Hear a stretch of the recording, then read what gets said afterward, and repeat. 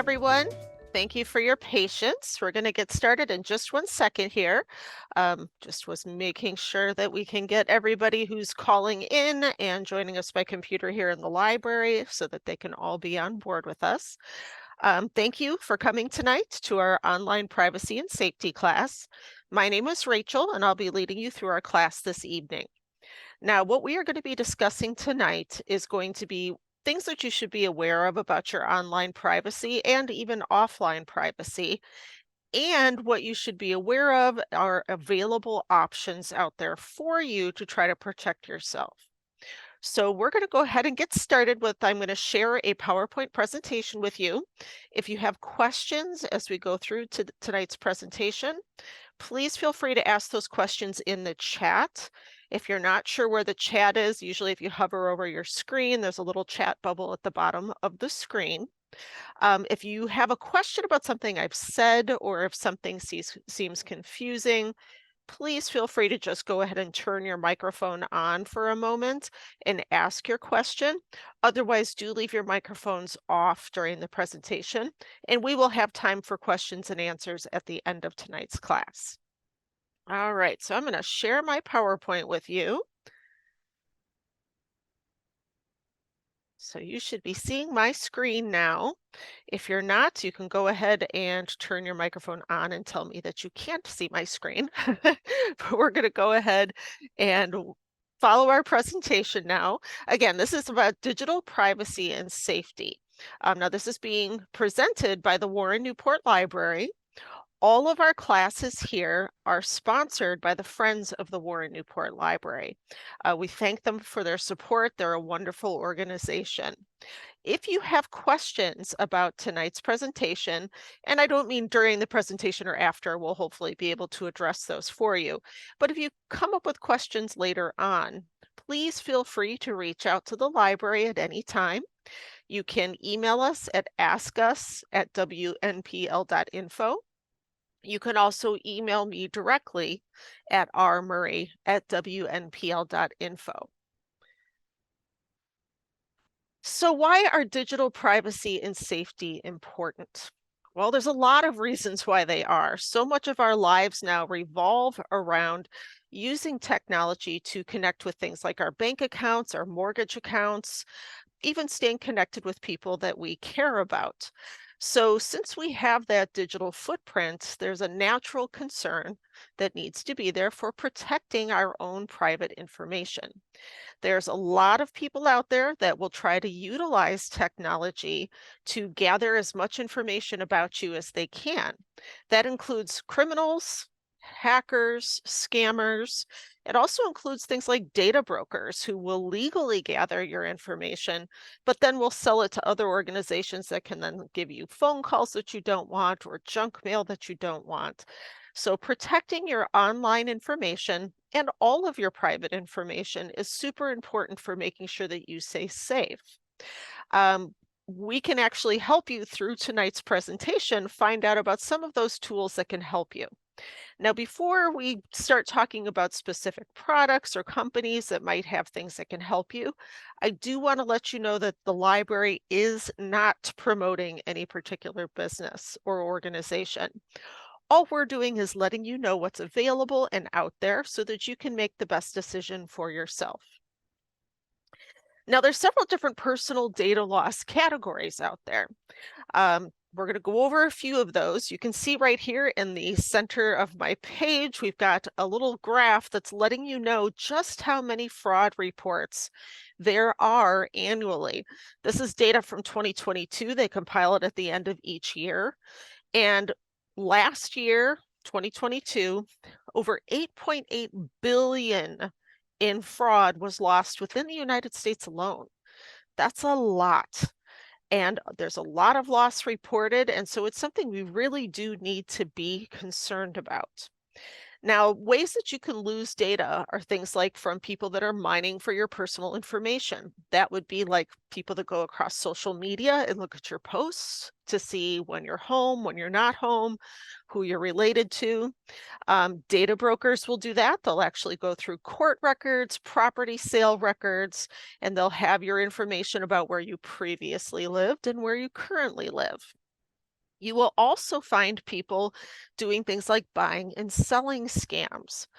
Buying and selling scams are everywhere, and it's something to just really be aware of because the minute you open yourself up to any of these scammers, you're in danger of losing some of your private data or even your assets. There's things like illicit access to your devices or your private information. That's going to be from hackers, somebody installing malware, which is a type of software on your device, just doing something where they're illegally accessing your information or your accounts. There's dating and romance scams. These are actually very common now, and some of the most common targets for these tend to be women in particular over the age of 50.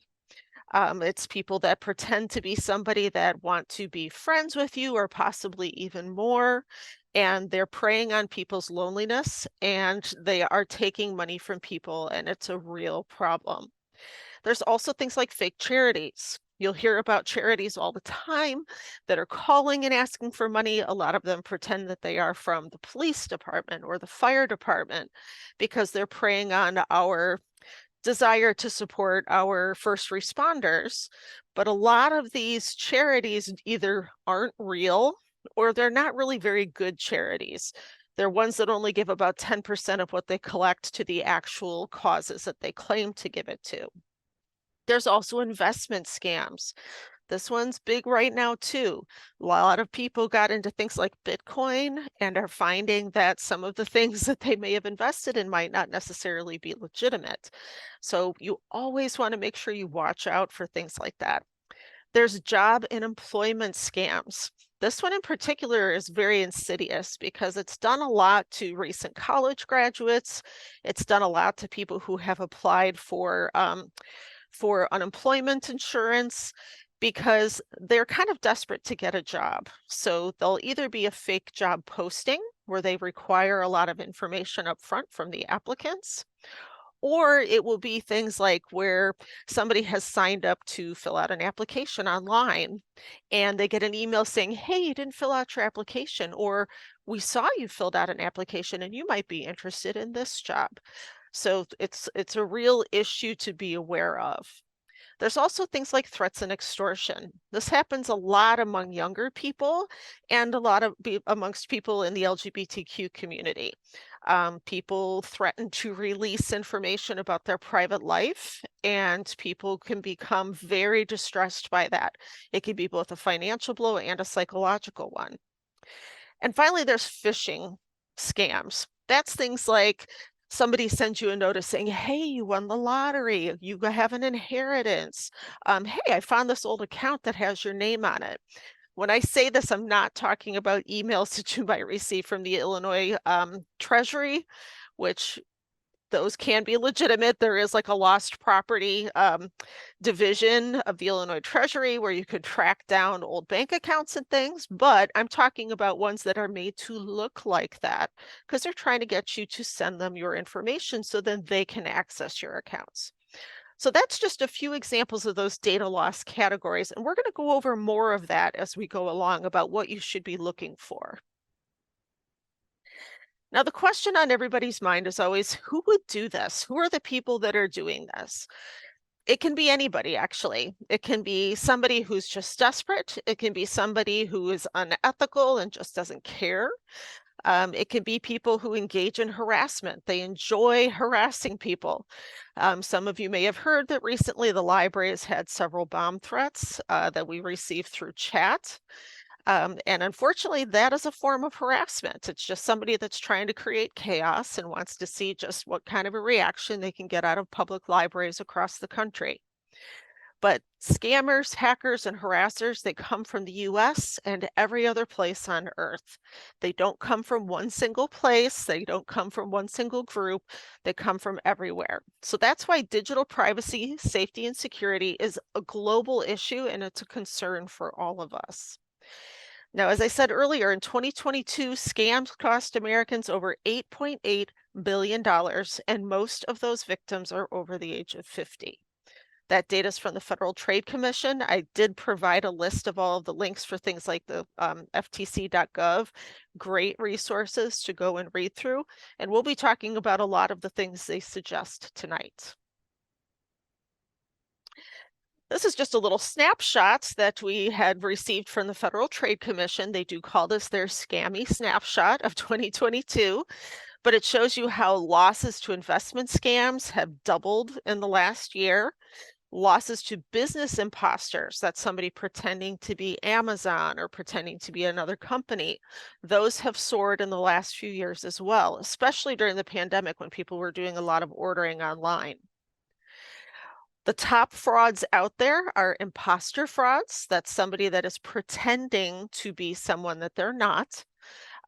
Online shopping fraud. That again would be somebody pretending to be Amazon or claiming to sell you a product and you never receive it. Prize or sweepstakes or lottery scams. Again, somebody contacts you and tells you all you need to do is give us your information and we'll send you this prize.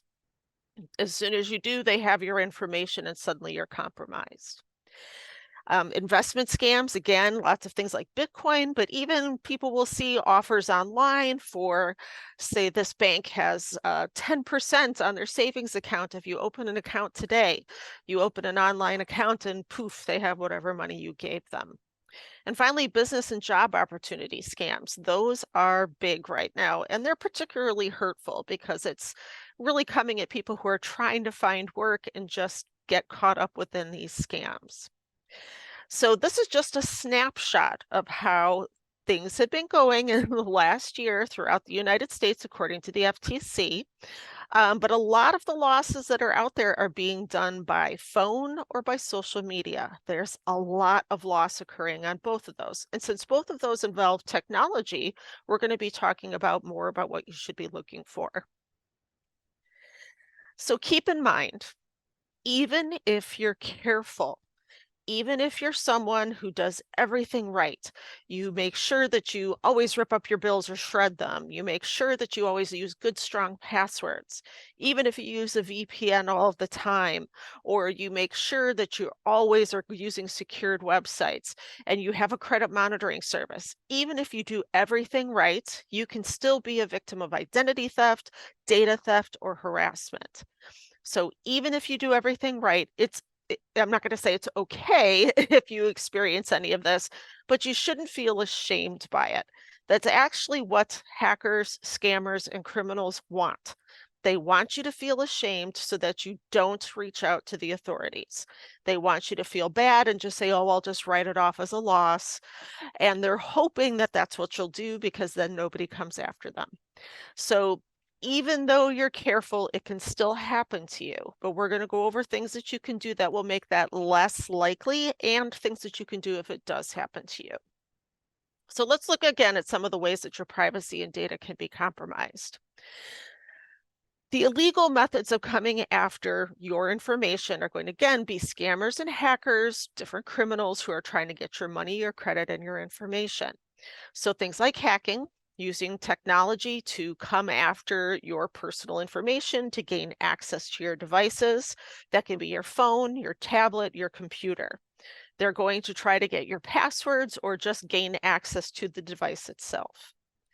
Identity theft. That again can go right along with hacking, but that's going to be somebody that gets enough information about you that they can pose as you. Things like your social security number, your driver's license number. All of these things can be used to pose as you someplace else. Phishing. Phishing is they'll try to scam you into giving them personal information. They'll actually contact you and make it seem like they're legitimate. If they're trying to get you to click on a link, that's phishing. They're trying to fish out there to see who will respond for them. Remote access. It's like phishing, but scammers trick people into giving them remote access to their device. A lot of times this is the computer scam that we'll talk about in a little bit, where their pop-ups will say, there's something wrong with your computer, call us right away. And also there's fraud. Fraud has always been around. It will probably always be around, but it's posing as a legitimate place or person or agency and then getting people's information. Now, as I said before, there's something out there called data brokers. Now, data brokers are legal. They are allowed to collect any publicly available information, gather it, collate it, and make it available to other commercial entities. Now, they're legal, but it's really not a great thing because they can collect your information like your sales of your property records, um, things like if you've been in a court case, any information that you can find from any of the different phone number sites. All of this data can be collected and then can be sold off for marketing purposes. And sometimes you have people that have nefarious ideas behind getting a hold of this that will use it to try to pose as you. So if you've ever bought anything online or bought something through a catalog, if you've ever sold or bought property, again, they may have your information. So how can you combat this process or this practice? One of the things you can do is you should register for the Do Not Call registry. Now, keep in mind, usually the Do Not Call registry is only good for 2 years. You do usually need to go back and re-register after a period of time, or if you've moved or changed your phone. You should always try to use incognito mode on your browser so that when you are looking at shopping sites, they can't track you. If you don't know how to use incognito mode, it's actually a really easy thing to Google. Depending on what browser you're using, just Google that browser, whether it's Safari or Chrome or Edge, and they'll give you instructions on how to do that. You can also utilize a data deletion service. There's a lot of them out there. You've probably heard of LifeLock, Delete Me, Canary, Aura. These are all data deletion services. What they do is they reach out to data brokers on your behalf and they request a deletion of your records. Now, you do have to pay for this, and we'll talk more about this later, but these services can be very useful. You can also should be cautious when you are accepting any user policies on software or websites that you sign up for. In particular, if you have a Gmail account or a Hotmail account or a Yahoo email account, you are giving them some permission to collect some data on you. However, that's okay. They're giving you free email in the meantime, but what you can do to make sure they're not able to collect a lot of information on you is go into your settings in your Gmail and make sure that you shut off any tracking. You can also make sure that you sign out on your computer or your tablet before you go in and do any searching. You don't have to be signed in on your email on your computer in order to do a Google search. You don't have to be signed in for that. And that way they're not going to track you either. So keep in mind, anytime you're signing up for any kind of online service, a lot of times you're giving them permission to collect a certain amount of data from you. One thing I want to remind you is the library does not share your data. Any data that the library collects, we actually guard it very jealously. We don't give it out to anybody, and that includes law enforcement. If they want to come and get information about anything that we have in our records, they'd have to subpoena us for it, and they'd have to have a warrant to get that. And that just doesn't happen all that often. So we protect your data because we believe that privacy is a right, and that everybody should have the right to be able to come in and check items out and not have their privacy compromised. All righty, so here are some methods that are used to actually compromise your personal privacy and your online privacy. One of them is the surreptitious software install. Now, this is where you get an email or a text message, or you visit a website that inadvertently installs something on your computer. Now, how does that happen when you visit a website? Most of the time, it's because you visited the website and then you clicked on something on the website. Anybody can create a web page. Anybody can. I've created dozens of them in my lifetime.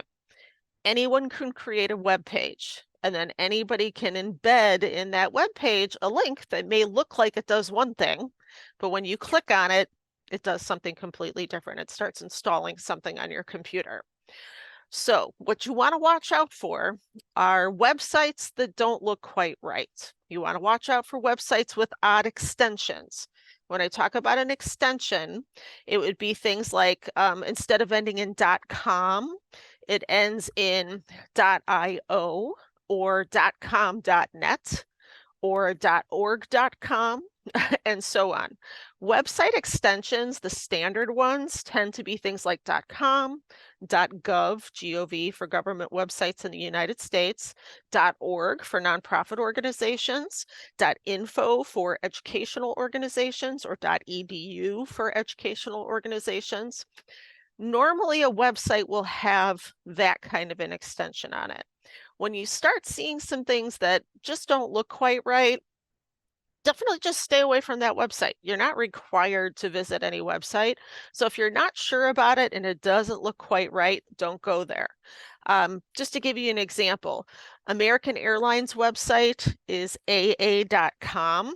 It is not amair.com or aa.net. That is not American Airlines website. Many, many years ago, in the infancy of the internet, the White House website was whitehouse.gov. But if you typed in whitehouse.com, some very enterprising person had bought that domain, that website name, and actually used it as a pornography site. So people would inadvertently think that they were going to the White House's official page, and they were not. So it is easy to do. If you ever find yourself on a website and it doesn't look right, just exit the page, click cross out, just hit the X in the corner, get off of your browser, start a new session, and go back and just start over again. Or if you're not sure what the official website is, you could always contact us here at the library and we will help you find the official website. Now, another way that you can get software installed on your device that you didn't mean to get is through an unsolicited email or text message. If you get a text message and it's saying something like, hey, this is your bank, there's something wrong, can you click here, please, to contact us? Don't do that. If they are saying that something is wrong with your bank, get out your bank statement, get out your bank card, call the number on the back, and ask them directly. If you have not requested a notification or a contact from your bank, don't ever click on a text message that claims to be from them. It's just a bad idea because you can always make an email or a text message look like it came from anyone's bank. It's easy to do. So again, if you're ever in doubt from a text message you receive from anybody, or from a business or an agency, don't click on anything in it. Just get out of that application, go and call the original organization because they will be able to let you know. Just to give you an example, 99% of the time, your grandson did not suddenly travel to Germany and now needs you to help them bail them out of jail. That's not something that is actually going on. That was a real common scam for a while. People were getting emails from a friend who claimed that they suddenly went to the Philippines, but they lost their passport. Can you help me? The minute you clicked on anything in that email, it gave your computer a virus. Now it's mainly done with text messages or phone calls, but if any time that you aren't sure about something, take a step back, call the actual number that you have on record for the person, the business, the agency, or call the library and we will try to find a good phone number for you. So another version of the phone call that you have to watch out for is you get a phone call that says, your computer notified us that it has a virus, or I'm calling from the IRS and there's a problem with your IRS account, or you haven't paid your taxes. Or even if you have somebody that calls and says, yeah, I'm calling about that couch you're selling. And you're like, wait a minute, I don't think I was selling a couch. That is not somebody you want to have a conversation with. The IRS and other government officials will not call you about an issue. The IRS does not call you unless they are returning your phone call. Official government contact is still done through the mail. If the IRS has a problem with you, they think you didn't file your taxes properly, or there's another issue, they are going to send you a letter or you will be visited by a process server. They are not going to call you. If somebody ever does try to serve you, I don't care if it's from the IRS or anybody else, always insist on seeing their ID before you accept anything from them. But government officials are not going to call you and say, I'm Officer so-and-so from the IRS. That is not legitimate. They're not going to do that. Computer and software manufacturers do not monitor your computer. If you get a phone call and somebody says, your computer's been sending us messages that it has a virus, or your computer's been sending messages that it's doing something illegal, that's just not something that happens. When you buy a computer from Apple, or you buy a computer from Dell or someplace else, or from you have running Microsoft on it, they are not monitoring your computer. They're not sitting there waiting to see if it's doing something wrong. Once you've bought it, it's your problem.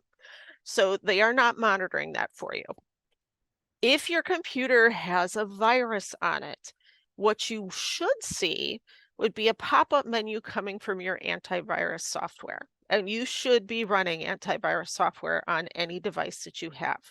Now, most devices like cell phones, computers from Microsoft, computers from Apple, do have their own version of an antivirus software that's running on them. But you do have to make sure that they get updated. So if you get notifications that there's updates for your computer, for your phone, for your tablet, for your software, you should be making sure that you're running those updates. But it should always be something that you know you're running on your computer. Again, you're not going to get a phone call from them. They are not going to call you and tell you that there's something going on with your device. Legitimate companies are never going to call you and ask for your password. They're never going to text you and ask for your password or PIN.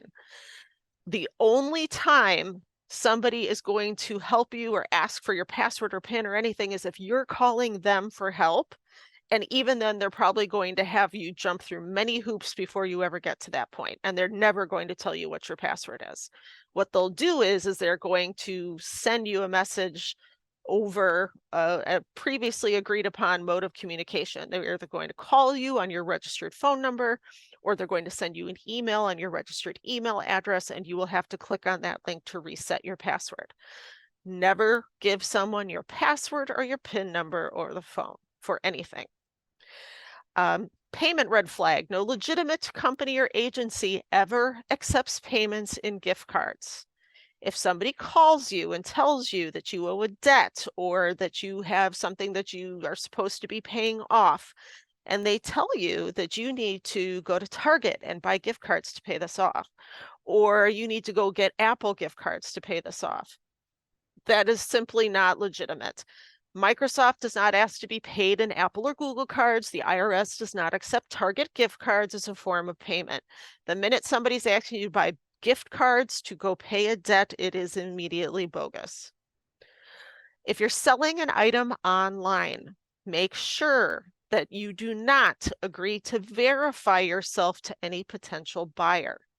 What some scammers will do is they look through Craigslist, they look through Facebook Marketplace, and they look to see who's selling something. And then they contact them and they call them and they're like, hey, look, I've been scammed before, so I need to make sure you're legitimate. I'm going to send you a code. You read that code to me over the phone.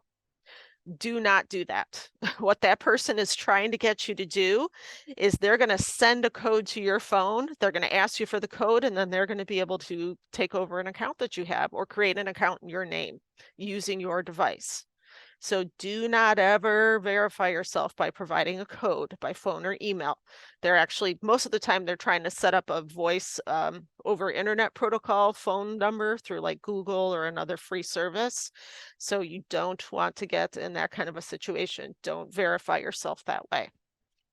So the bottom line is, for all of these phone calls, skip whatever solicitation just came into you. Whoever contacted you by phone, by text, do not deal with them. Go straight to the source. If you know you have a bank account with American Express, call American Express. If you know you have a bank account with Chase, call Chase. If somebody's calling and they're saying that they're from the IRS, hang up, call the library. We will get you the official IRS phone number. You can call them and you can find out for sure what's going on. So another way that people lose access to their personal information or to their device is they get that tech help pop-up. It's happened to most of us at one point or another, where a message pops up on your device and it says, we detected a virus on your computer. There's a problem. You need to call us right away. And there's a phone number, and it's usually a toll-free phone number. These scams are designed to cause panic and agitation in you so that you will act without thinking. So these are saying that they're coming from Microsoft, they're coming from Apple. They may even look like it's from another well-known company, Dell or another computer maker. Legitimate security and error warnings will never direct you to call anybody. They're not going to ask you to click a link and they're not going to ask you to install something new. The only thing they're going to do is ask you to run a scan using the software you already have installed on your computer. You don't want to click on anything that doesn't come directly from your antivirus software or the software that is on your computer. If you get a notification saying you have a Windows update, that's okay. That's totally normal. You should get those, but they shouldn't pop up in your internet browser. Those notifications should actually pop up usually if you're using Windows 10 or Windows 11. There's a little set of icons down in the lower right-hand corner of your computer. It'll actually show like a little orange dot there if you have an update that needs to be run. If you click there, it's going to run that update for you. If you have an Apple device, same thing. It's going to pop up from the little settings icons over in the corner. It'll tell you that you need to run the update. It's also always going to be from something that is already installed on your device. If you get any kind of a pop-up and it's saying, if you're running, let's say, Norton Utilities on your computer, and that's what you use for antivirus, but you get a McAfee pop-up, you should not be clicking on that because you're not running McAfee, and that's somebody that's trying to get you to click on a pop-up window so that they can install something on your device or get your personal information. So always have some form of antivirus and know what is running on your device. Now, I know that can seem like a daunting task, but if you turn your computer on and you take a look at it and see what's running in the background, you can usually do that. If you're not sure what's running on your computer, you can take it to someplace like Geek Squad and they should be able to tell you that for sure. But always know what's running on your computer. That's very important. You definitely, if you get a pop-up window like that telling you that you have a virus, you're going to want to shut down your device and turn it back on again. The reason is shutting down your device, getting it back to square one and restarting it allows your computer to run the antivirus software that it has on it, and it can quarantine whatever's causing that pop-up window. Now, sometimes these pop-up windows will take over your whole screen and you will feel like you can't click on anything. That's okay. There are ways you can still restart your device. You can do Control-Alt-Delete on your keyboard. You can do that twice on a Microsoft computer and it will restart your device, or hold down the power button for 10 seconds. Hold it down, your device is going to shut down. Count to 30, turn it back on, and when you turn it back on, the startup process should quarantine whatever the issue was on your computer. Now, it is important in order to make sure your antivirus software is up to date and your operating system is up to date on your device that you should restart them frequently, at least once a day, including cell phones and tablets. And you should also make sure that you are always running any updates that are pushed through your device.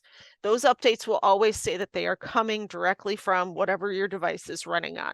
If you have an Android phone, say you have a Samsung, it's going to come from Samsung. If you have a Pixel phone, it's going to come from Google. If you have an iPhone, it's going to come from Apple. So run those updates. That will absolutely help protect your devices. And you also want to make sure that you're running that antivirus software. Now, if you do get one of those pop-up windows, don't click on anything in it. Even if you're trying to just click off the page, do not click on anything on that pop-up because that can trigger something sometimes. And definitely don't call any phone numbers that are on it. They are simply trying to get you to panic and call them so that they can take over your computer and get all of your files off of it. So again, if any time a security warning pops up, you don't want to talk with anybody that's there, you don't call anybody, you're going to shut down your device. Again, either Control-Alt-Delete, if you can X out of it, you do that, but run your computer again, turn it all on again from the start so that it can quarantine whatever the issue is. So again, if you don't know if something goes wrong and you can't seem to get your computer working again, we can always give you the official Microsoft or Apple phone number if you call the library. We'll be happy to give that to you. Now, phishing, again, is something that can be done in person. It's something that can be done online, but it's a play on phishing and phony. But it's a way that, again, like most of the other scams we've talked about, somebody sends out a fake email or phone call or text posing as a person you know, an organization that you deal with, a bank that you work with, or a store that you buy from, and they are pretending to be that organization. Now, these can look and sound very real. A very common one is people will get a message coming that looks like it's from Amazon. And a lot of people buy things from Amazon all the time, but it'll say there's a problem with your delivery. Click here. Don't ever do that. If you buy something from Amazon, you know you can go to your Amazon account online directly from Amazon and you can look up your orders there. Anytime there's an issue like that, go back to the source. Always make sure you never click on an email or a link in a text unless you were expecting that message. So if a friend sends you a link that you weren't asking them about, you can always send them a message back without clicking on the link that says, hey, can you let me know what this is? Just to make sure that they meant to send it to you. Always make sure you verify before you click on anything. Just remember, scammers can copy a logo and add it to any email or text. It's easy to do. They can even clone phone numbers. It's easy and they do it all the time. So always be cautious. If there's ever a question, skip that solicitation and go straight to the source to make sure it's official. Hi, sorry, did somebody have a question? Okay, thought I heard somebody turn their microphone on. Anyway, so legitimate companies are never going to make unsolicited requests for things like sensitive info by email, and they're not going to call looking for your credentials. So anytime somebody's looking for that information from you, it is very likely a scam. All right, so banking is a wonderful thing. Online banking, it's fantastic. You can check your account balances right away. You can see if something cleared right away. It's super convenient, and if done correctly, it's very secure. But because it's such a lucrative way to go after people's assets, it is something that you have to be very secure about, and you have to be very serious about how you approach it. Now, with PINs and two-factor authentication, if you ever get a phone call from anybody claiming to be from your bank and they're saying there's a problem with your account and they ask you for your PIN number, you need to hang up. If there's a text asking for your PIN number or an email asking for your PIN number, same thing, hang up. Do not deal with that person, delete it. No bank is going to contact you and ask you for your PIN. The only way they will deal with your PIN is if you say you lost it or forgot it. They will send you a message through a previously agreed upon contact point. Your official email, your official phone number, your official cell phone number. They will send you a link so you can reset it. They are never going to ask you for it, and you should not provide it. When it comes to things like two-factor authentication is where you both have to put in your password and they send a message to your email or your cell phone that gives you a code that you have to type in. You are never going to need to provide that two-factor authentication code to anyone else other than to put it into the website that you are working with for your bank. If anybody texts you and says, hey, did you just get this? Can you send it to me? No, absolutely not. That is fraud. Always use the official phone or email from your bank in order to access your records. Things like Zelle, Cash App, and Venmo are super popular right now. It allows you to send cash to anybody very quickly. Young people in particular love it because they can pay each other back for things. They can get paid for things very quickly, particularly things like rent, phone bills, if you have roommates. It's really super popular. They make sharing money a breeze. However, you need to guard them like they're cash because they are cash. Once you give somebody money over Zelle, Cash App, or Venmo, it's theirs. You're not getting it back. It's not like using a credit card where you can say, hey, this is a fraudulent transaction. It's a whole lot harder to get money back once you send it over Zelle, Cash App, or Venmo than it is with a credit card transaction. So if you're sending somebody money over any of those services, make sure you're sending it to the right person. Also, never ever agree to refund somebody money because they overpaid you by check or they overpaid you by credit card. Do not agree to send them money back through Zelle, Cash App, or Venmo, because once you do that, that money is theirs and you're not getting it back. So don't do that. Anybody that's asking you to do that is looking to scam you. Watch out for fake rebate or promotional checks or promotional offers. There's a lot of things that have been going around in the last couple of years that'll say things like, sign up today and this check is yours to deposit. In particular, these are sent frequently to the elderly, because they'll see that and say, oh, it's a $50 check. Look, it's made out to me. And they'll sign their name on the back with their bank info and they'll deposit it. Unfortunately, these are scams because you are creating a contract by depositing that check that allows them to make monthly deductions from your account sometimes. So make sure when you are getting things like that, if you're getting a rebate check from a company or you're getting a rebate back from somebody, look at what you're signing before you sign it. Always a good idea anyway, but particularly with anything that you weren't planning on getting or that you didn't know was coming your way, always make sure that it's something legit before you do anything involving your bank account with it. Again, always skip that solicitation and go straight to the source and call to verify. Now, clickbait is another way that a lot of people get caught up in scams. It can be things like information clickbait. That's where something looks fantastic, it looks interesting, it's something you want to read about or know about or have. And it's sitting there and it looks like a headline that says, it's all over, the truth came out, and it has a picture of a celebrity or a politician. And because you're interested in that, you click on it right away. Problem is that can be taking you to a malicious website where you could be giving somebody access to your private information, or they could be downloading a virus onto your device. Watch out for anything that sounds too good to be true, because it more than likely is. So be careful with that. Product clickbait is super common right now. You'll see all kinds of things on TV like, this is this wonder material. It gets the stains out of everything. Or this particular shampoo will make your hair 3 feet long and super shiny. These are clickbait. They're promising a fantastic new product with a fantastic result, things that you can add to your gas tank that are going to boost your mileage by 2,000%. They're scams. They're selling you something cheaply made or something that doesn't work. It's an unproven product, and they're going to collect your credit card information, and then you could be in trouble because they may charge you for things that you weren't expecting to be charged for. A really, really big one is package and delivery clickbait, especially since the pandemic, since so many people were ordering things online.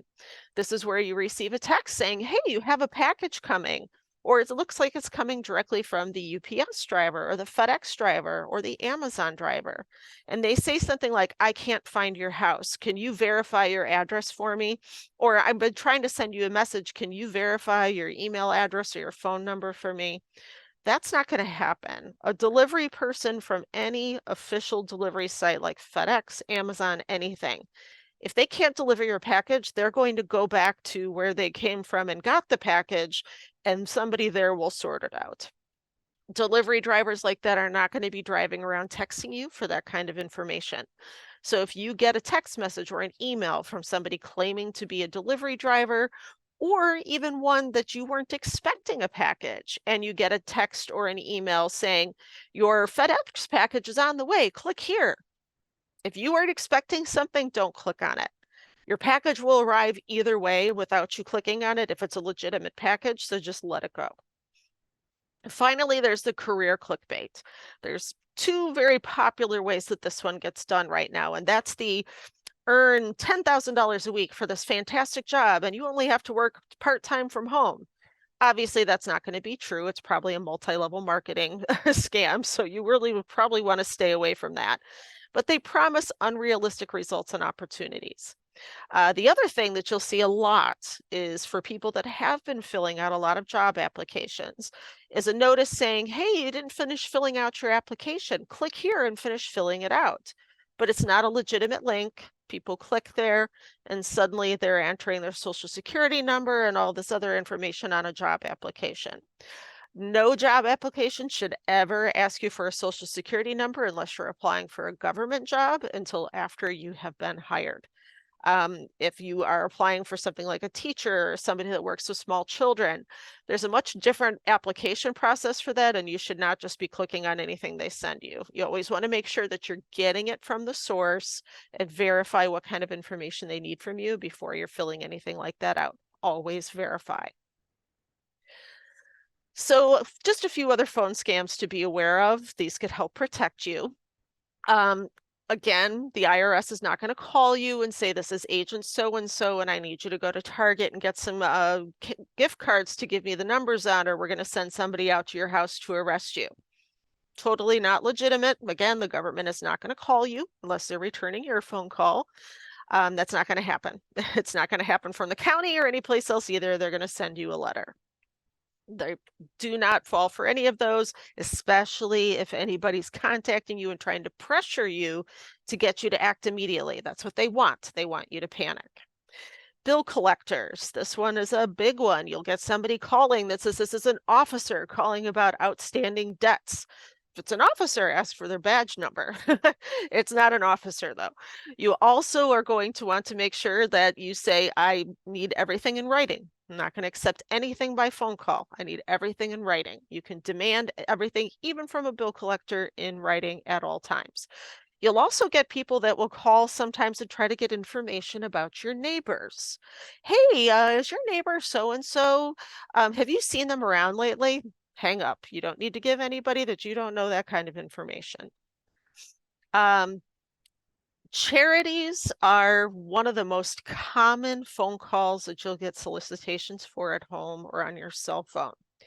Now, some charities are very charitable, some of them are not.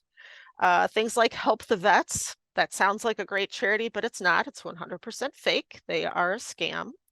Firefighters Charitable Association is a real charity, but they are very uncharitable. They give less than 10% of their total amount collected actually goes back to help firefighters. Same thing with several different organizations that claim to work for police officers and other groups. Anytime somebody is soliciting you over the phone, you can tell them, take me off your list. I don't want you to contact me any further, and they are actually required to do that. Sometimes you have to be a little forceful, but you can say, don't want any more phone calls from you, take me off your list. Also, you can check out any charity and find out if they are legit or not by going to charitywatch.org. This is a legitimate charitable organization that actually does background checks on different charities and will let you know if they are legitimate or not. And they'll let you know how much of their collection actually goes directly to help the causes that they claim to be helping. So some charities, only 50% goes to the actual charitable activities, and the rest goes to like administrative costs. But some other ones actually give almost everything that they bring in that goes directly to the charity. So it's a good thing to check out. So imposter scams are one that we've actually done some individual classes here at Warren-Newport about this, because these have become so common and they are so insidious because they're both psychologically damaging and they are very financially damaging. Dating and socializing online has become very easy thanks to dating sites and social media, but has also created a huge opportunity for any kind of a fraudster because people can create fake accounts and pretend to be somebody that they're not. So watch out for this if you are online at all. Whether you're dating or you're not looking to date, or you're just looking to make friends with people, or even if you're just talking to people that claim to be family, keep this in mind when you're talking to people. Watch out for the love bomber. The love bomber is a new connection that showers you with praise and flattery and admiration. They want you to know that they think you are so special and so spectacular. And they're doing this to get you to let your guard down. We are all susceptible to flattery. And when we are being flattered by somebody, sometimes we let our guard down much faster than we would otherwise. So anytime somebody is trying to get you to lower your defenses and be more accepting of them, especially if they're really doing it quickly and they're pressuring you in a lot of ways, be super concerned about that. If you are looking to get into a relationship or create a connection with somebody, take your time with any new relationship and don't let your guard down. There's the too good to be true. That's a new connection that is gorgeous, wealthy, completely enamored with you. They're love bombing you like crazy. And they're a millionaire too. They work for an oil company in Saudi Arabia. They're fantastic. They've sent you pictures. They're gorgeous. And they absolutely adore you. That sounds a little too good to be true, and it probably is. There's lots of scammers out there that will create fake profiles. They'll even find the names of real people that work for very important companies, and they'll utilize that person's name. There's actually one poor colonel from, I want to say he's from South Carolina, but somebody got a hold of his pictures and his name and have been scamming women all over the world using his information. And he's happily married with 3 kids. He's like, I don't know who these people are. But anytime somebody is pursuing you, but they seem like they're just too good to be true, they probably are. Next, there's the information miner. The information miner will ask you things like, where'd you grow up? What was your first pet's name? What middle school did you go to? What you might notice about some of these questions is that these are security questions for a lot of different accounts. It's okay to try to get to know somebody, but these kinds of questions are used to get through people's security questions all the time. So make sure, number one, when you're picking your security questions, that it isn't stuff like this that would be easy to find out. And number two, don't give people you don't know those kinds of information. They just don't need to have that info. And lastly, there's the volunteer. This is the person that you have met that says that they are in the Marines or the Army, or they work for Doctors Without Borders, or again, maybe they work for British Petroleum in Saudi Arabia. These people you've never met in person, but they've contacted you online. You've developed a friendship. They sound wonderful. All of a sudden, there's a problem, though. They are trying to get home because they want to come visit you. They've never seen you in person. And they had a car accident and lost all their money, or their wallet got stolen, or their passport got stolen, and now they need your help. That's a red flag right there. Anybody that is in the military can go to the military for help. They're not going to be stranded someplace overseas. That's not something that really happens. If you're deployed, they're not going to just be like, oh, bye. At least not in modern times anyway. With Doctors Without Borders, if you're working for Doctors Without Borders, they are not going to strand you someplace. That just doesn't happen. Same thing if you work for British Petroleum. If they've sent you overseas for work, they are not going to leave you stranded there if you've lost your wallet or your passport or anything else. They need to contact their person that they're working for or volunteering for, and they will help them with that. But this is a tactic that is used to get people to send money, and people lose millions over it. So be aware that people are doing these kinds of things, and be very wary if you're meeting somebody new online. So just a few other things to keep in mind. These are things that have been going on for, dozens of years, but they're things that you should still be aware of. Check washing is still something that happens. You send a check in the mail, somebody intercepts that check, they take it out of the envelope that you had put it in, and they wash the original amount off of it and add a new amount. This is why it's always a good idea to review your bank account and what checks have been cashed and everything, because you want to make sure that you are verifying that these items are yours. Think Catch Me If You Can. Don't know if you ever saw that movie, but the main character actually washes checks off and puts in new amounts and makes a lot of money and is able to travel all over the place because of it. Online payments tend to be much safer and they are harder to tamper with, believe it or not. The stolen credit card number, this happens all the time. When you're shopping or dining, You hand someone your credit card and they disappear with it. They are like, wait a second, I just have to run this and back. This machine isn't working. Or they walk away from the table with your credit card to go run it at the machine. But when they walk away, they're copying down your card number. They're taking pictures of your credit card so that they get the security code on the back. Sometimes people even live stream that they're filming people's credit card numbers and giving it to all of their followers. Be super cautious. One thing I would recommend is limit your debit card use only to places that you are very familiar with. Don't ever give your debit card to a waiter or a waitress who walks away from the table with it.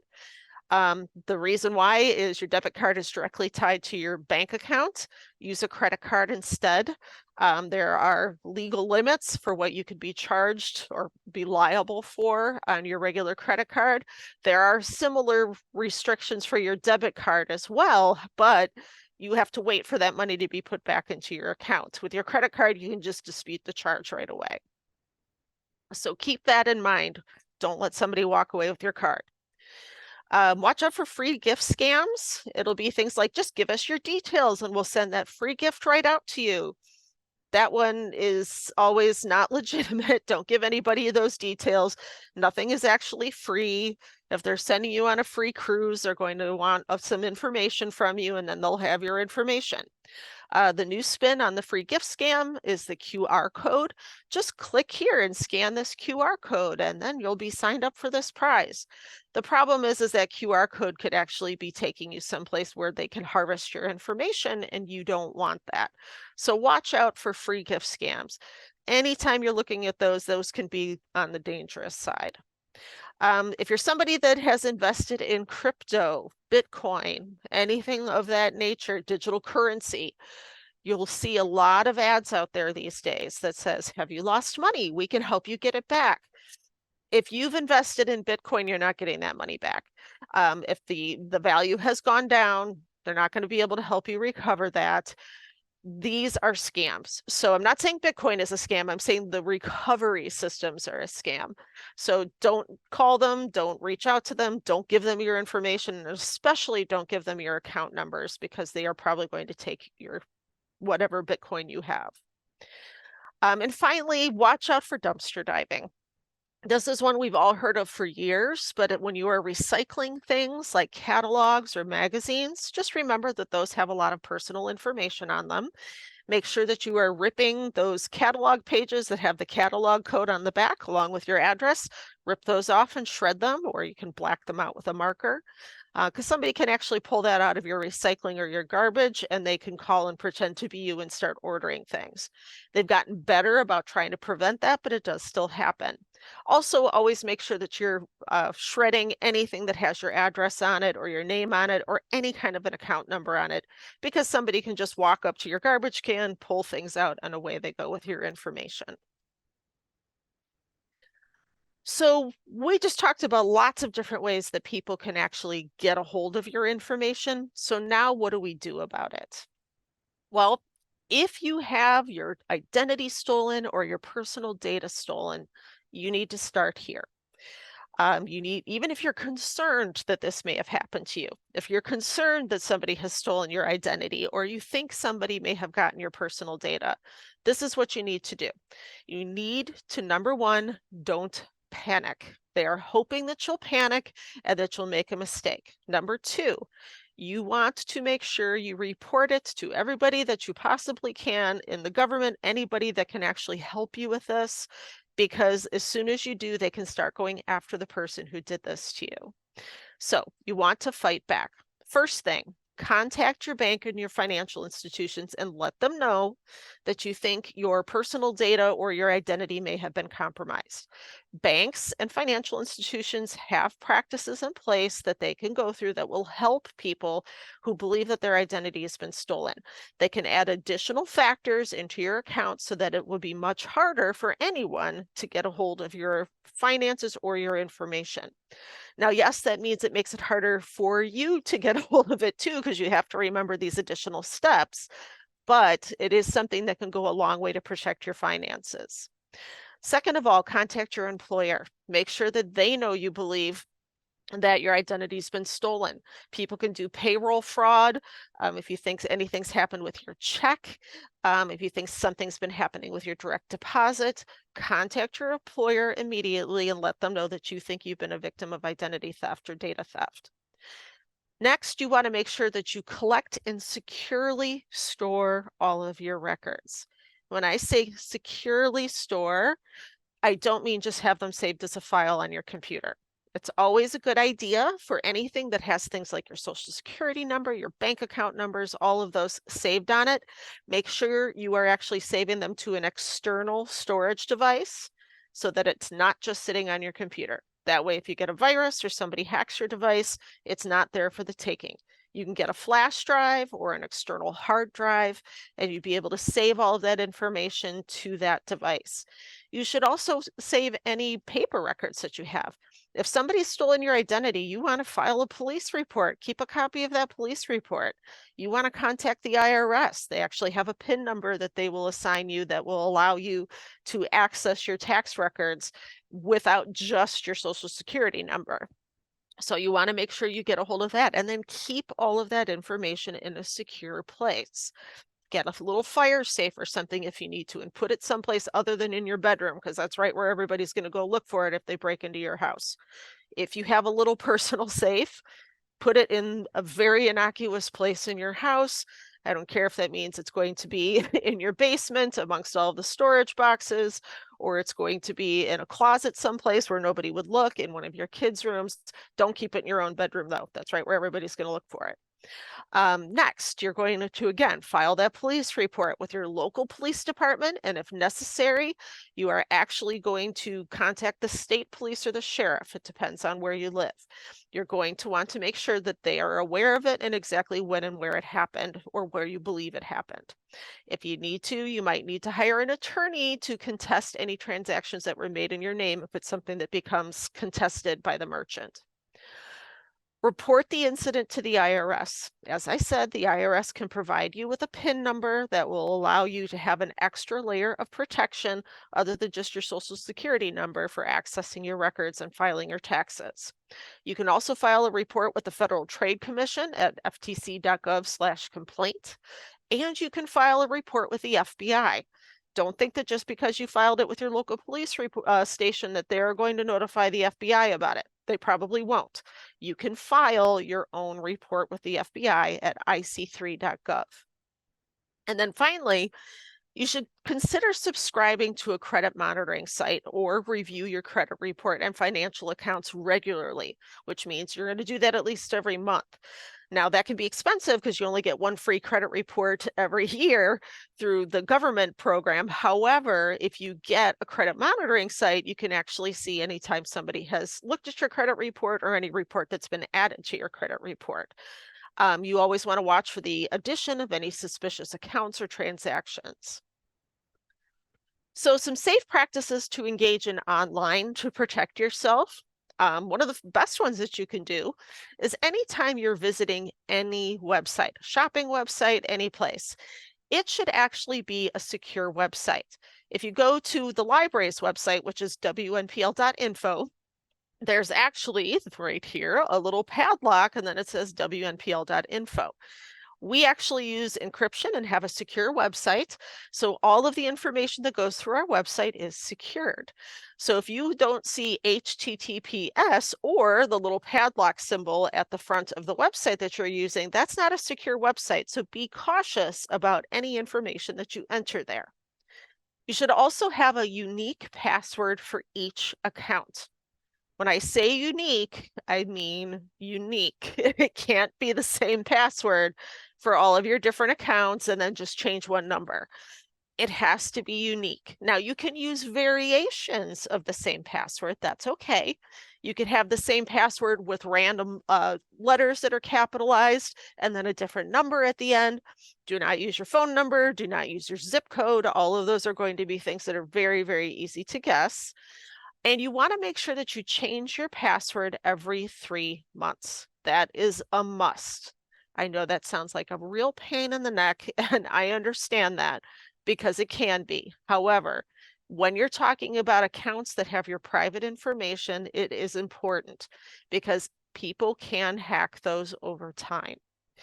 So the next thing you should do is consider using two-step authentication whenever ever possible. I had mentioned earlier two-factor authentication. That's where you both have your password, and then there's a second step that you have to sign in. It's either getting a text message to your official phone number or an email message to your official email account, or you can even use, they have something like Google Authenticator. If you use an Android phone, it's actually a separate app that runs in the background on your phone, and it generates a new code every 60 seconds. You would go to the app, you would look at what the code is and enter it there for the website you're using, and then you would be able to access your account. Now, you do have to download an app like that and register your accounts through them, but once you do, it's a very, very secure way to sign into your accounts. You will just always, though, have to have your phone with you in order to do that. The next thing you can consider is using a password manager. There's things like NordPass or Bitwarden. What a password manager does is it stores your passwords for you, so you only have to remember one much more complicated password, but it changes your passwords for you too. It generates a random password for each site that you're using, and it manages and maintains those passwords for you. So you only have to remember the password that you use to get into NordPass or Bitwarden. But once you use that password, then you can get in and manage all of the other ones. Now, you usually do have to pay for services like that. There are a handful of free password managers out there, but a lot of them will require a subscription. Again, use antivirus software on every device that you have. Again, most devices are going to have some kind of preloaded antivirus software, whether it's an Android phone or an Apple phone or a Microsoft computer or an Apple computer. Microsoft has their own antivirus software. You just want to make sure that you're using it and that you run it routinely. Never click on links in emails or text messages unless you're certain on where they're coming from. You can always verify the link that you're clicking on before you click on it. Especially on a computer, hover your mouse over it and make sure the link that's printed there is the link it actually says it's taking you to. You should always not panic over emergency texts or calls from your bank or your credit card or any other account. Scammers are going to try to make you panic so that you will make a snap decision that will be a bad decision. They're going to send you a text message. Somebody just placed a $10,000 credit card transaction on your credit card. Click here to stop it. And because you're panicking, because, oh no, it's $10,000, you're pressing that link on your phone, and it's going to lead to problems because you didn't take a few minutes to figure out if it's legitimate or not. Even if somebody tries to do a $10,000 charge on your credit card, if you call your credit card company and flag it, you will not be charged for that. So just make sure you're not panicking. Verify with the source before you click on any links. Also, watch out for spelling and grammatical errors on websites and in emails and texts. A lot of scammers have obvious tells, and sometimes that's their English isn't great or they haven't bothered to proofread what they're sending you. That can be a real tip off that something's not right. So always watch out for really obvious grammatical issues, spelling issues. That can be a real red flag. If you are using your internet browser, use incognito mode. It prevents data collection. You can even do it at work because it doesn't track what you're doing then. Keep your devices secure. Use a screen lock on your phone. Use a PIN number or some other screen lock on your computer and your tablet. Always, always, always have that. It will keep anybody from just being able to go by and get into your device. And one other thing you can consider doing is encrypting your computer's hard drive.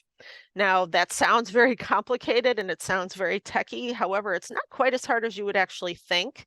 And you can get information on it for both from support.microsoft.com or support.apple.com. Both of those have information on how to simply go through and encrypt your hard drive so that it's not something that people can readily get a hold of.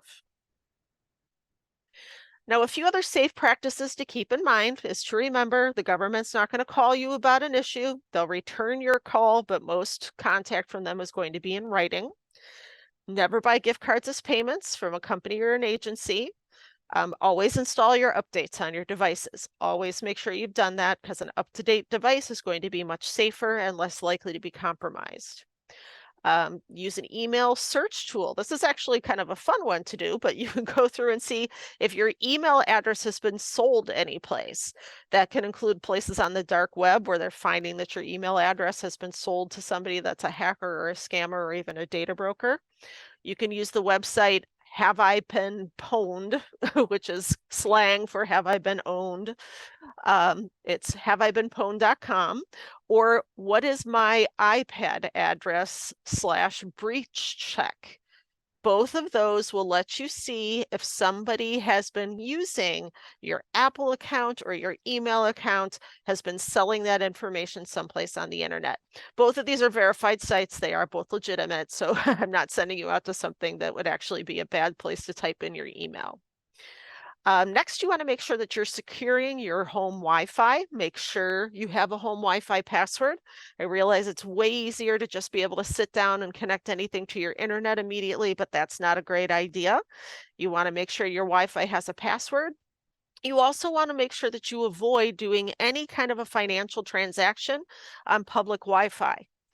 I'll tell you right now, the library is public Wi-Fi. You are allowed to come in here all day long and sit on our Wi-Fi. But if you're doing any kind of a financial transaction, I strongly recommend that you use something called a VPN. A VPN is something that creates a virtual private network that is just your information so that nobody else can see it. But if you want more information about VPNs, we'll talk more about those in just a second. You can also utilize a data deletion service. LifeLock, Canary, Delete Me, these are all subscription services that you can pay for, but they will get your data deleted from different data broker sites. It's a great way to stop getting junk mail, to stop getting robocalls. You can send that out there to those different data broker sites, and they're going to do it for you and make sure your data is deleted. Be cautious when you're accepting any user policies. If you have something like Gmail or Yahoo Mail or Hotmail, you accept a user policy when you sign up for those that allow them to be able to track some of what you do. Now, you can go into your account and shut off some of that tracking. You would just go into your settings, and under privacy, you can say what data collection you want to allow. And finally, you can get advice and follow consumer protection trends by going to places like the FTC Consumer Advice page. They're actually a wonderful government organization, but they have great information there about what you can do. I would definitely recommend going to the FTC page. It's a great place to stay informed about what's going on financially and to be aware of a lot of scams. They do update it regularly, along with the FBI also updates the FTC page. Now, you want to make sure that you're keeping track of your information. As I said earlier, store your financial information that's in digital form on a flash drive or an external hard drive so that you can detach it from your computer and store it someplace safe. You should also be checking your financial records and your accounts regularly for any irregularities and contacting them the minute you suspect something. You want to set alerts on your account for fraudulent activity. All financial institutions will allow you to do this. You can even set it so that no transaction over a certain dollar amount can be done without contacting you first. I would always suggest that you pick one single credit card and use that for all of your online shopping. Don't pick a debit card, pick a credit card, and use just that one card, because what that does is it allows you to very easily see all of the transactions that you've made in one place. And if that card becomes compromised, you still have another credit card available to you. So keep one available, keep your debit card separate, and just have everything on that one card so that you can track it. Know your financial institution's policies for unauthorized use, and know in advance what they can do for you. If you're not sure, contact them and say, I'm concerned about my accounts being secure. I'm secured about my data being secure. What are your policies for unauthorized use, and what do you recommend for me? They actually will do that because they want to make sure your accounts are secure as well. Keep your social media accounts private and for friends only. I realize that there's a real trend nowadays to have as many followers as you possibly can and have as many people able to see your posts as possible, but know who you're sharing that information with, because a lot of times there can be information on social media that you don't realize makes you vulnerable, but it does. You could accidentally share when you're going to be out of town. You could accidentally share when somebody in your family is going to be out of town. Keep those accounts private and monitor who accesses them. Know who you're sharing that with. You want to make sure that people don't know your pets' names, especially if you're using your pets' names as your passwords. That just makes it too easy to guess all of those passwords and reset questions for your accounts. And finally, definitely register for the Do Not Call registry. That's always a great idea, simply because you can stop a lot of robocalls. Now, keep in mind when you register for the Do Not Call registry, that doesn't include anyone you gave your phone number to. So if you bought Windows from Feldco, you'll get phone calls from Feldco from now until the cows come home. You can request directly from Feldco or other companies that they not call you, then they will stop calling you. But if you've given your number to somebody or you've bought a product from somebody and provided a number to them, they do have the right to contact you based on the purchase that you made or whatever the agreement was for why you were giving them that information. Do Not Call registry cannot cold call you. It cannot be a company you've not done any business with. So here's a few tools that you should consider for protecting your data and your privacy. As I mentioned earlier, passwords and password managers are a really good idea. You want to make sure you use strong passwords, things that you change frequently, at least every 3 months, and unique passwords. They should use numbers, letters, and symbols, and you want to vary your capitalization. Something that I find that works really, really well is using song lyrics from songs that you like, but only do a portion of the lyric. Don't use the most famous lyric from the song, but use a portion of the lyric and capitalize certain letters in it. Now, you could pick, say, oh, let me think of a song. If you wanted to do the national anthem, if you started out with "Oh, say, can I see," you would be letter O, letter S, you could capitalize the letter I and then another letter S, and then you could add a number to that or a series of symbols. So if you pick a phrase or something that you know you're going to remember, it can make your passwords very, very secure. Plus, it's going to make it easier for you to remember what they are. So song lyrics are always a great idea, especially if you're just doing the first letter of each word of the song. Come up with a series of numbers that you might switch off between passwords, but always make it something that is unique about that password. And again, change your passwords frequently. You can also consider using a password manager. Like I said, a password manager is going to collect those passwords, generate strong, unique passwords for each account, and you'll have one password that you will remember for that account. Now you're going to want to change that password frequently too, so you can't just make a password manager and never again have to worry about a password.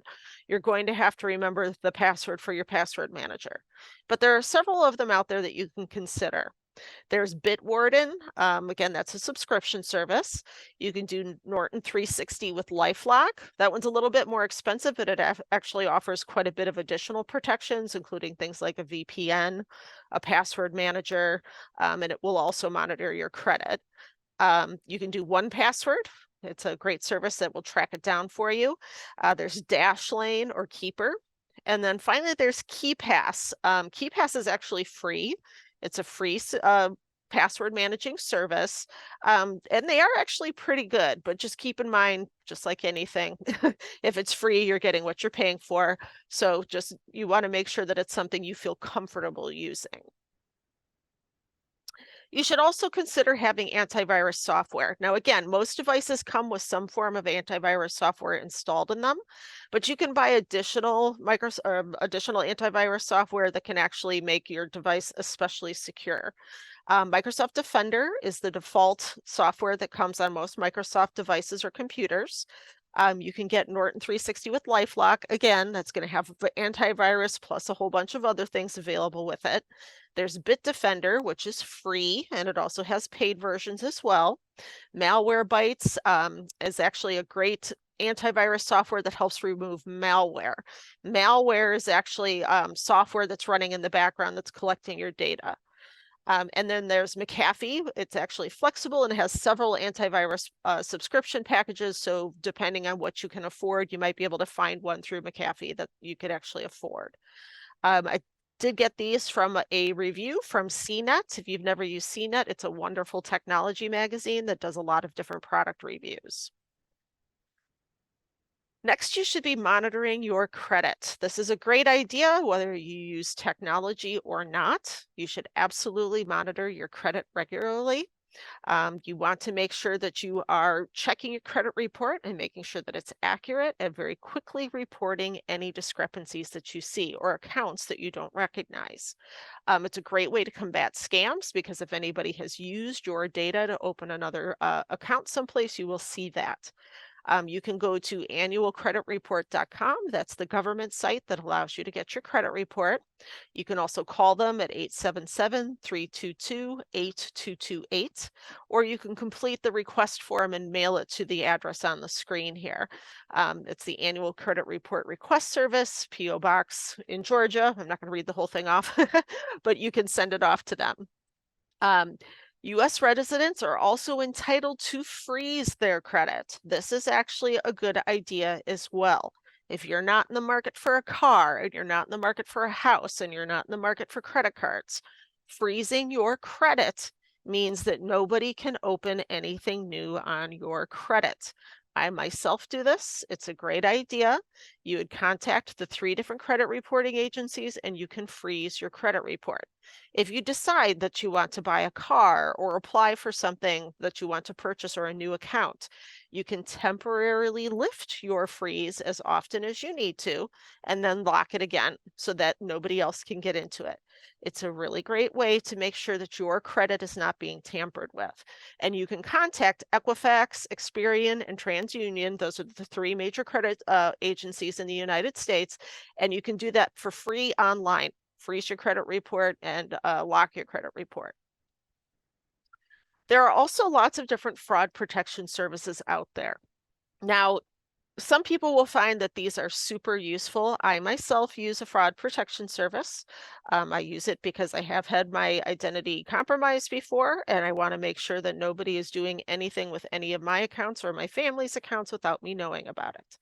So through these different fraud protection services, you can monitor your credit report. You can actually lock and unlock your credit reports. And you can make sure that any information about you, if it's being brokered, you will find out about that. So there's things like LifeLock. LifeLock and Norton combine. Norton is the antivirus side of it. LifeLock actually monitors your credit, but the 2 of them together you can buy as a package. It's a little bit more expensive than a lot of other services, but you do get a lot through that service because you'll get things like a VPN, you'll get the antivirus software, and you'll get the credit monitoring. There's Complete ID by Experian. Experian is one of the credit reporting agencies, and they offer a fraud protection service where they're going to monitor both your Experian data and your TransUnion and your Equifax. Almost forgot the 3rd one for a second, and your Equifax account.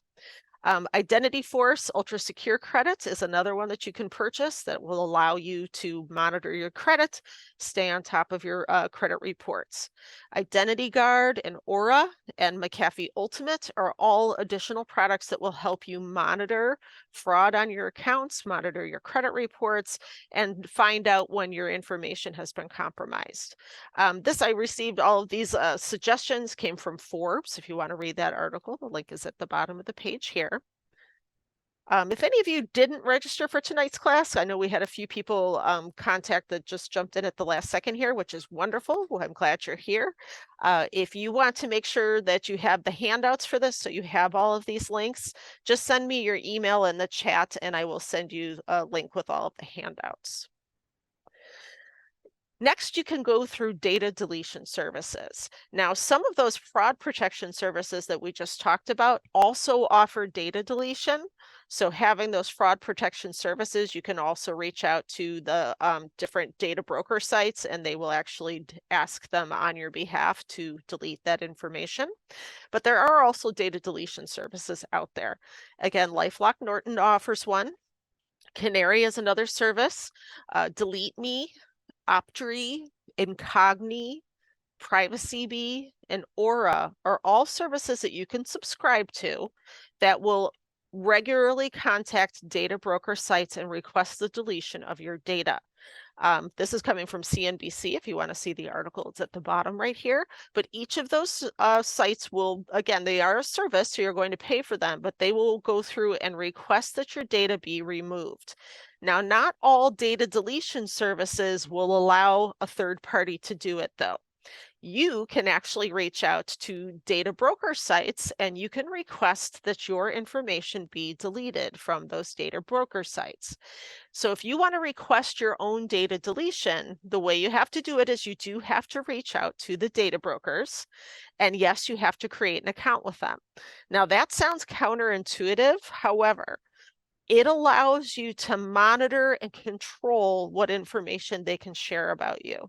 So if you create an account with the websites that are here, there's Axiom and Epsilon, Oracle, Equifax, Experian, CoreLogic, all of these. If you contact them and you request that your data be removed, they are required by law to do it.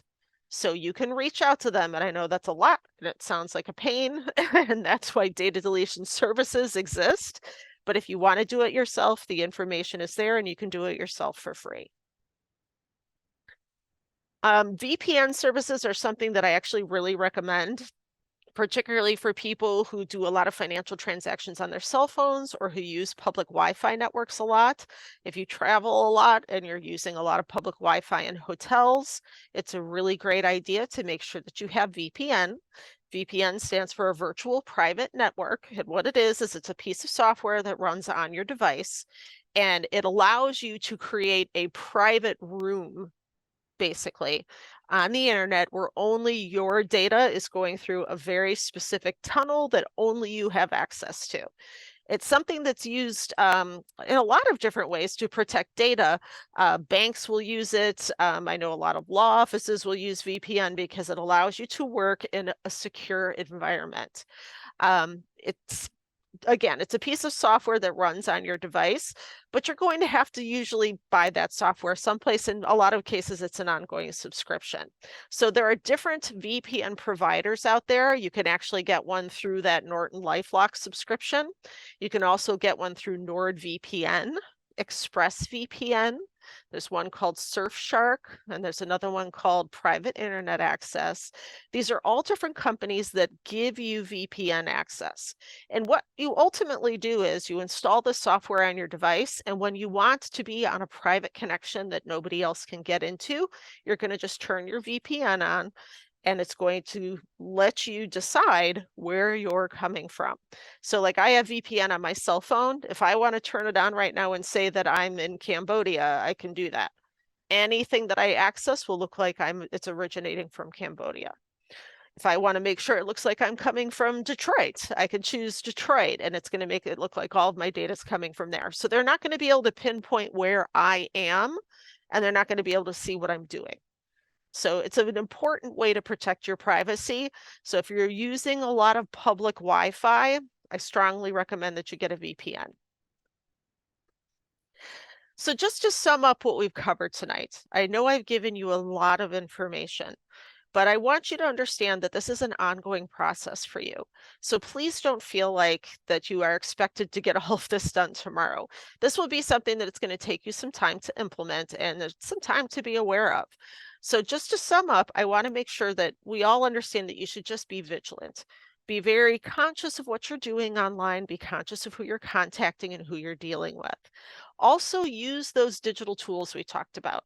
Get a good antivirus program and make sure you're running it and that it's updated regularly. Update your device regularly.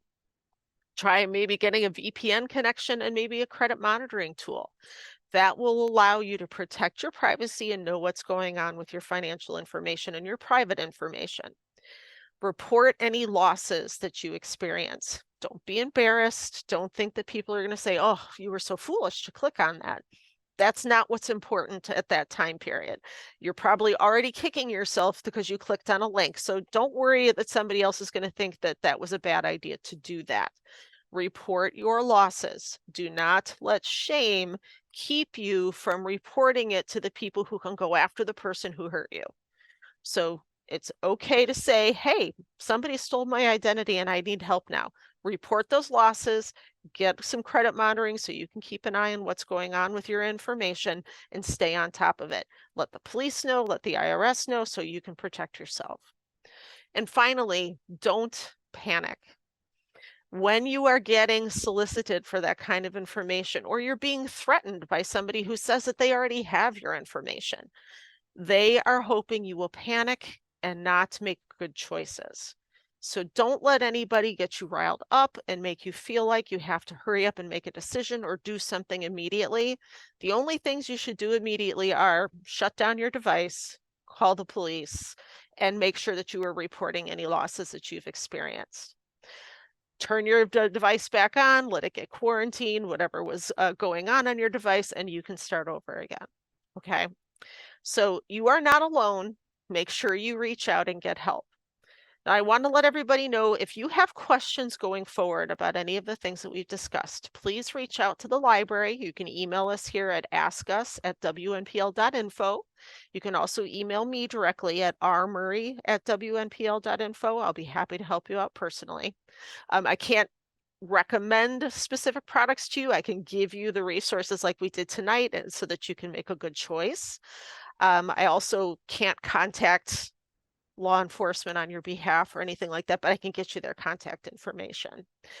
Just a few helpful websites that if you do find yourself as a victim of identity theft, you should reach out to the FTC. You can also look at the AARP scams and fraud alerts just to keep on top of what different scams are.